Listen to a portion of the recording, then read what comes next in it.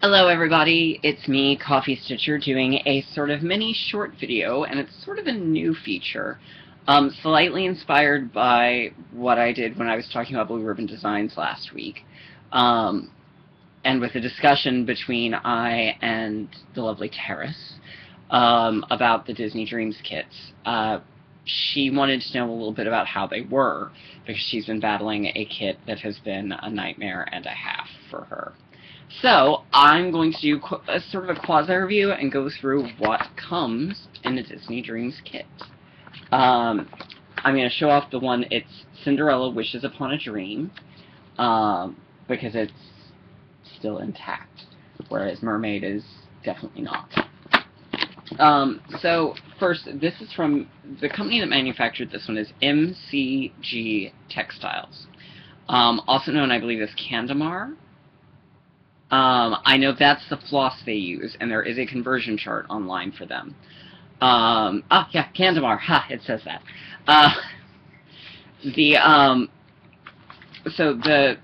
It comes with, automatically, 18-count Aida, the floss, any decorative threads, needles, charts, and easy-to-follow instructions, as well as the guide photo.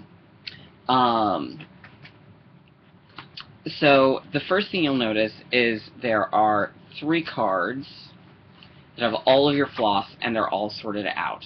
Now, they are loosely draped through, so if you're like me, and you like them to be a little more secure, you do have to sort of individually take it out and knot it. Generally, all of the blending filament is in one group. This one, however, has both gold blending filament and pearl filament, and it looks like some of the pearl is on this side too, because why not? You'll also notice that there are ridiculous names for the colors, like medium yellow green and pale beige gray, and you're just like, what? We'd love to know who sits around and names these. Some of the older kits do not have them pre-sorted, as well as any of the small 5x7 kits. They are not pre-sorted, they're just in bundles, which can occasionally make things tricky. I highly recommend, if yours are not already pre-sorted, that you do it under sunlight or in very, very good lighting, because I promise you, there will be a point where you're going to look and be like, how do I tell the difference between dark blue purple and medium blue purple? And I'll tell you, you'd be surprised. Another thing to do is go through and check each color, because sometimes they put the wrong color in. For instance, in the Little Mermaid one, there was one that was supposed to be a purple color, and it was a green that was there. Very definitely not the same color. You also want to check, because sometimes they do 2 of the same color on in 2 different places. So you want to get a little bit familiar. Then you get your Aida. I have heard rumors that people have had trouble, see, here's the piece of Aida, nicely folded, that people have had trouble with with them only giving you just barely enough so that there's hardly any room for finishing. I did not find that to be the case with Mermaid. Obviously, I have not gridded either this one or Snow White, which is the other one I own, and so I can't really speak to that, but I've heard that some people have found that. And then you get your charts and instructions.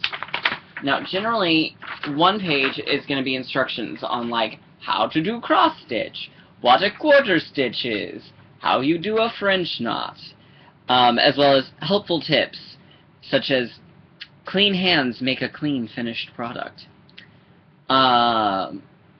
They also give you a little chart so you can do Thomas Kincaid's signature, should you so choose. Then on the back side is your floss symbol key, divided up by card.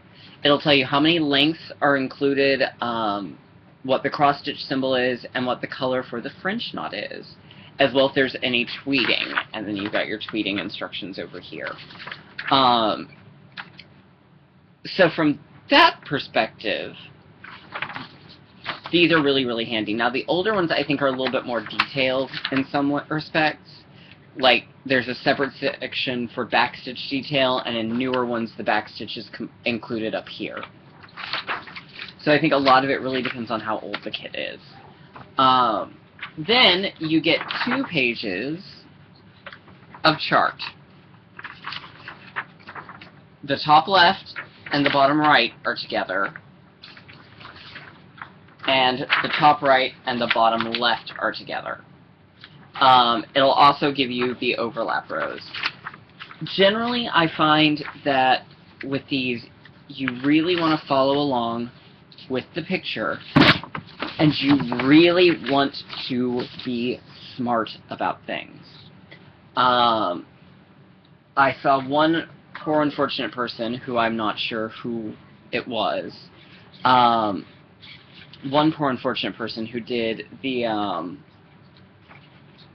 did Cinderella, and thought they had the right symbol, and instead, their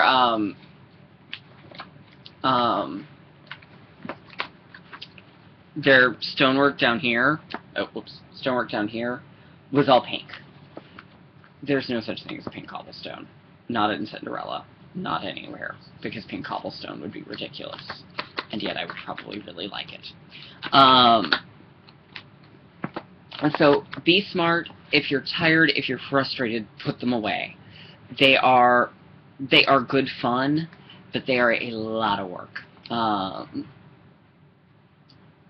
I will also say that it's been my experience from the photos I've seen of completed projects, as well as just from doing my own, it always looks better than the picture on the cover. I don't know why that is, but these pictures do not do it justice.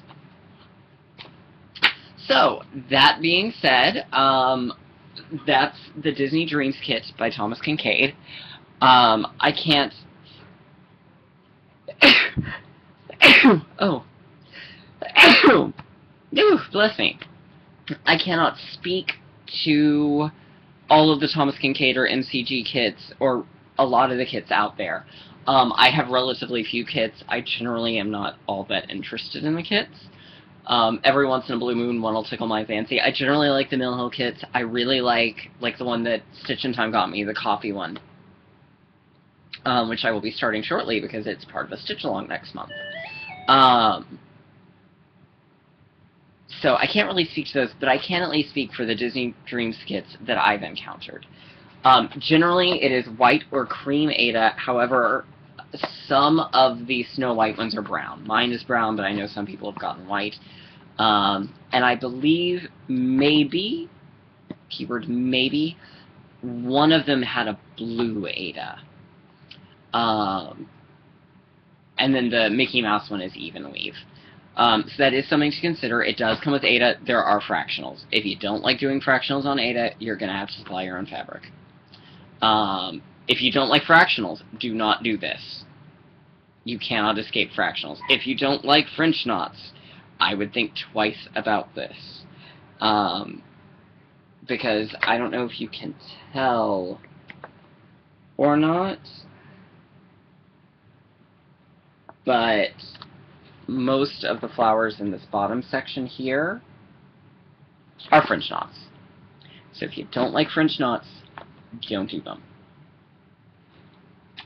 Anyhow, I think that's really about all I've got. I hope everyone's having a great week. We've got the next Frosted Pumpkin Square coming shortly.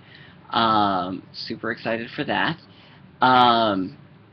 So you'll probably get a small video towards the end of the week showing you what I've kind of worked on since last video.